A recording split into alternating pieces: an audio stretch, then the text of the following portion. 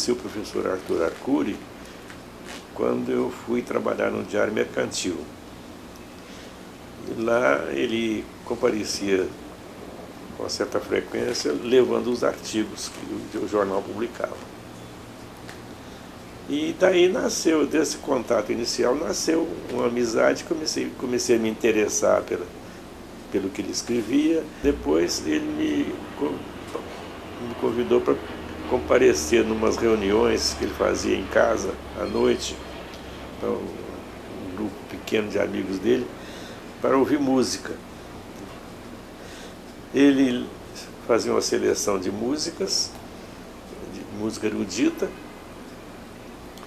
punha, tocava a música e fazia comentários a respeito daquilo que música de Bach, uma música de Beethoven, uma música dos clássicos todos, né? E de alguns modernos, porque o Arthur foi modernista.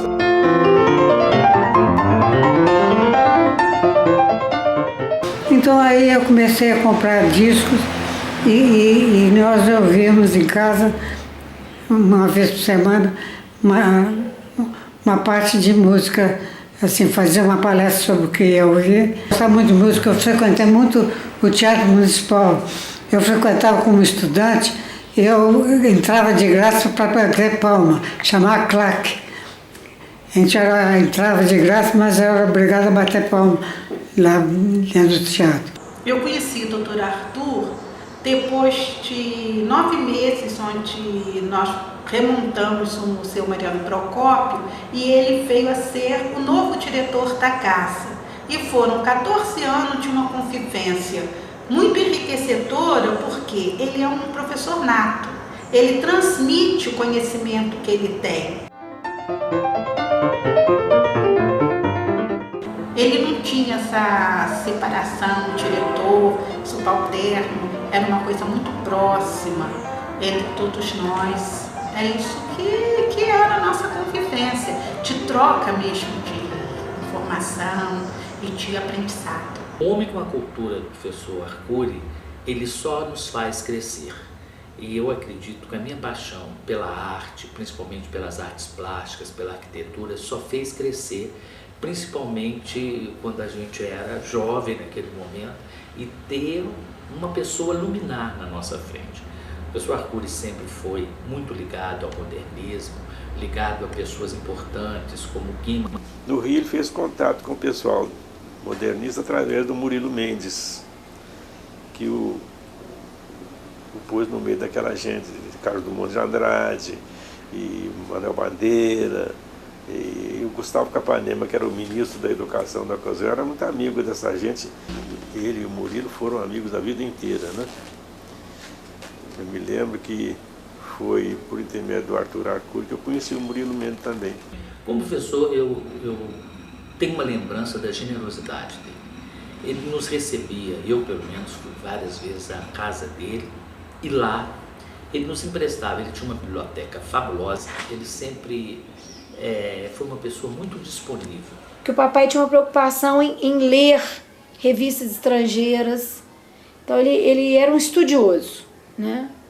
E ele foi tendo influências. Le Corbusier era um cara que influenciou muito o meu pai. E quando ele se aproximou da arquitetura, ele juntou já uma paixão, que ele já tinha uma paixão pela fotografia, ele já fotografava desde a década de 30. A fotografia para mim foi uma mestra, porque eu comecei a estudar as leis da composição. Então, eu tirava fotografia aleatoriamente, assim, já procurando uma composição, uma certa forma arquitetônica na fotografia. E eu preocupei muito em estudar filosofia da arte, estética e a história da arte, etc. Então, quando foi criada a Faculdade de Filosofia, então eles convidaram para que desse a aula sobre a história da arte na Faculdade de Filosofia. Foi bom porque eu procurei desenvolver mais conhecimento sobre arte, fiz 3 viagens à Europa e fiz muitos slides. Eu tenho cerca de 5.000 slides, que eu projetava mais ou menos 70, 80 slides cada aula. Quando eu estava prestes a fazer 15 anos, me recordo de ter falado com meu pai e com a minha mãe que eu não gostava daquilo, que eu não queria fazer festa, porque eu achava um desperdício gastar dinheiro com aquilo, que se me levassem para alguma viagem eu ficaria bem mais feliz. E ele decidiu a nossa rota, né? Porque ele sempre foi extremamente perfeccionista, detalhista.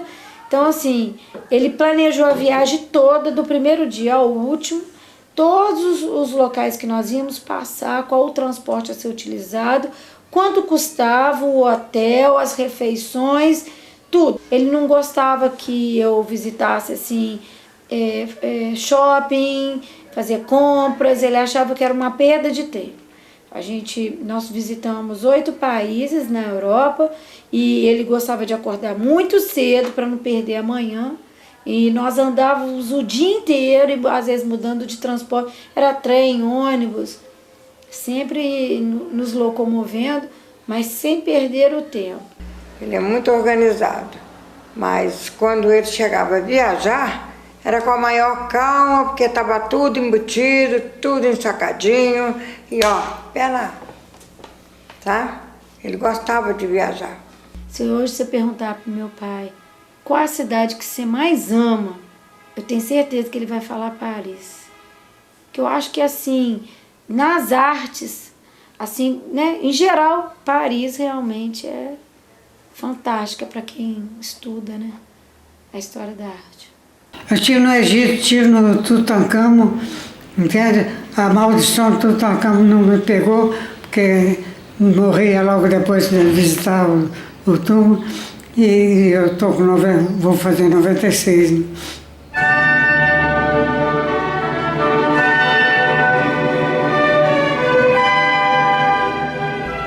Comprando um bilhete, eu conheci ele. Eu estava substituindo essa moça, minha amiga, e eu aproveitei minhas férias para dar as férias para essa moça, trabalhar para ela. Então ele todo dia ia me buscar. Eu falava com ele, você tem medo? Não, eu vou depressa para casa, no instante eu vou. Não, eu gosto de vir te buscar. Para a senhora, qual que é a maior qualidade do Dr. Arthur? O coração dele, né, muito bom. É uma pessoa muito boa. Não é porque é meu marido, não. Ele é bom para todo mundo. Qual que é o maior defeito dele? É dormir demais. Ele dorme muito. Isso que é pior. Toda vez dormiu durante o dia. E à noite também, sempre dormiu bem. Ele gosta muito de dormir. Ele nos parece uma pessoa relativamente tímida, mas é uma pessoa extremamente sedutora e envolvente. Porque o Arthur é um homem muito discreto, você deve ter percebido. Ele é até acanhado, né, para conversar com a gente. Ele se abre muito quando ele tem muita intimidade com a gente. Comigo, por exemplo, a gente conversa abertamente. Né?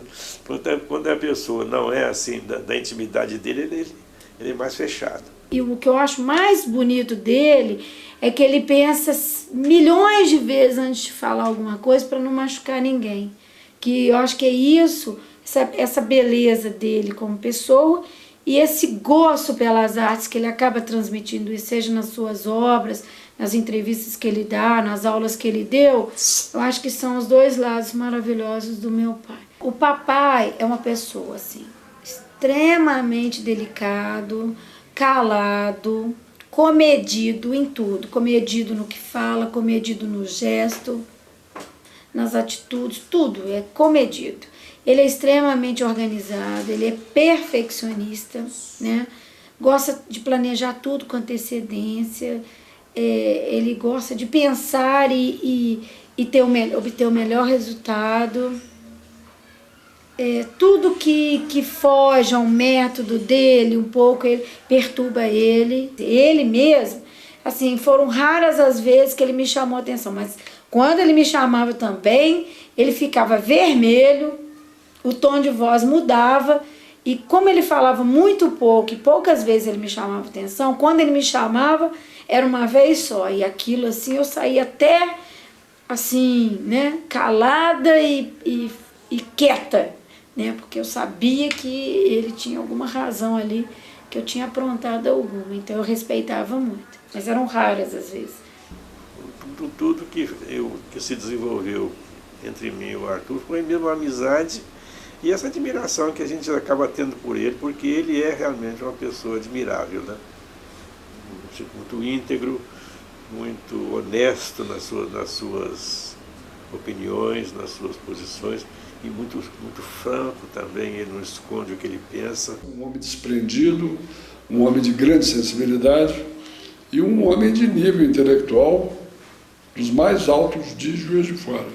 Para todos nós, ele deixa um exemplo de retidão de caráter, de seriedade profissional, de competência, né? É uma figura realmente inolvidável, né? Como dizem os espanhóis, né? Inolvidável, inesquecível.